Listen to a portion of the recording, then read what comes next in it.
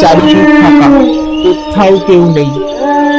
কিন্তু যতদিন পর্যন্ত চোখে পড়ছে, কোথাও আর বুড়োটাকে দেখা গেল না।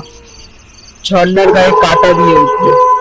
ঝর্ণা খুব সাহসী মেয়ে, সহজে সে ভয় পায় না। কিন্তু তখন হঠাৎই তার গায়ে কাঁটা দিয়ে উঠল। ঝর্ণা তবু ওইসব পাত্তা না দিয়ে দোকানের দিকে চলে গেল।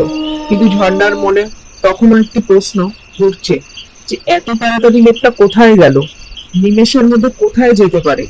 সে পেঁয়াজ ও রসুন নিয়ে সেই কথা ভাবতে ভাবতে সেই একই পথ দিয়ে বাড়ির উদ্দেশ্যে রওনা হলো। কে ছিল ওই বুড়ো লোকটা? আগে তো আমাদের গ্রামে কোনোদিন ওনাকে দেখিনি। আর এইভাবে এক নিমেষে কোথায় উধাও হয়ে গেল?